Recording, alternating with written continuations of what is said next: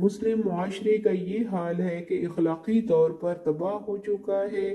اس کی ایک وجہ قرآن پاک سے دوری ہے۔ ہم لوگوں نے قرآن پاک کو زندگی سے نکال دیا ہے، اس کے احکام کو سمجھنے کی کبھی کوشش ہی نہیں کی۔ ہر ایک شخص اللہ جل شانہ کے سامنے کھڑے ہونے اور زندگی بھر کے اعمال کا حساب دینے کو بھولا ہوا ہے۔ زبان کے غلط استعمال کا وائرس بری طرح پھیل چکا ہے۔ ہمیں پتہ ہی نہیں چلتا کہ ہم نے زبان سے کیا کیا باتیں کی ہیں اور ان کا وبال ہم پہ کیا ہوگا۔ تباہی کی دوسری وجہ یورپ کی تہذیب کو پسند کرنا ہے۔ اس تہذیب نے مسلمانوں کو اپنے رنگ میں ہی ڈھال لیا ہے۔ جو رسمیں ہمارے معاشرے میں پھیل گئی ہیں، ان میں سے ایک اپریل فول بھی ہے۔ مذاق کے نام پر جھوٹ بول کر دوسروں کو اذیت دی جاتی ہے۔ تاریخ کا یہ ایک دردناک واقعہ ہے جو مسلمانوں کے ساتھ آج سے تقریباً 500 سال پہلے پیش آیا تھا۔ تاریخ کے اوراق سے معلوم ہوتا ہے کہ اندلس پر تقریباً 800 سال مسلمان حکمران رہے۔ اس کے بعد عیسائی دوبارہ قابض ہونے لگے، یہاں تک کہ پورے اسپین پر قابض ہو گئے اور مسلمانوں کا قتل عام کیا۔ گرفتار حکمران کو موقع دیا گیا کہ وہ اسپین چھوڑ کر کہیں اور چلا جائے۔ حکمران کے نکلنے کے بعد مسلمانوں نے اپنے حلیے اور شناخت کو تبدیل کیا کہ ان کی جانیں بچ جائیں۔ عیسائیوں جیسا حلیہ بنا کر مختلف جگہوں پر چھپ چھپا کر رہنے لگ پڑے۔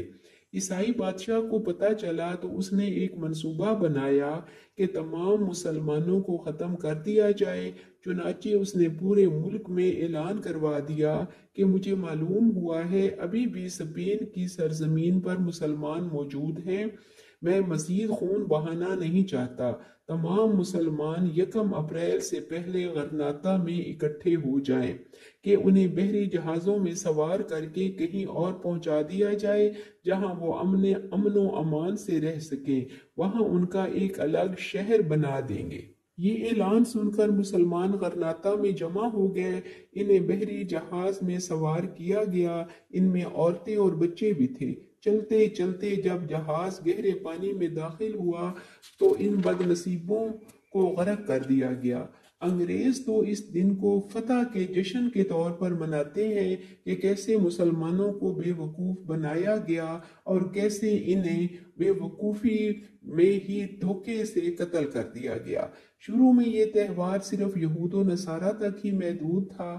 بر صغیر میں پہلی مرتبہ انگریزوں نے مغل بادشاہ بہادر شاہ ظفر کے زمانے میں منایا جب وہ رنگون میں قید تھا۔ اس کو صبح صبح اٹھایا گیا اور کہا یہ تمہارا ناشتہ ہے۔ جب اس نے ٹرے پر سے کپڑا ہٹایا تو دیکھا کہ اس کے اپنے بیٹے کا کٹا ہوا سر تھا۔ یہ 1 اپریل کو ہی ہوا۔ ہم مسلمانوں کا حال دیکھیں کہ وہ اس دن کو کیوں مناتے ہیں جس کی ابتدا مسلمانوں ہی کے خون سے لکھی گئی ہے۔ اپنے ارد گرد والوں کو جھوٹ بول کر بے وقوف بناتے ہیں۔ کبھی تو یہ جھوٹ انتہائی سنگین نوعیت کے ہو جاتے ہیں۔ میرے نبی صلی اللہ علیہ وسلم نے فرمایا کہ من تشبہ بقوم فہو منہم، جو جس قوم جیسا بنے گا وہ انہی میں سے اٹھایا جائے گا۔ یہود و نصارہ کی دیکھا دیکھی ہم اس دن کو کیوں مناتے ہیں؟ اور پھر اللہ پاک نے یہ بھی تو فرمایا ہے لعنت اللہ علی الکاذبین، جان لو کہ جھوٹ بولنے والوں پر لعنت ہے۔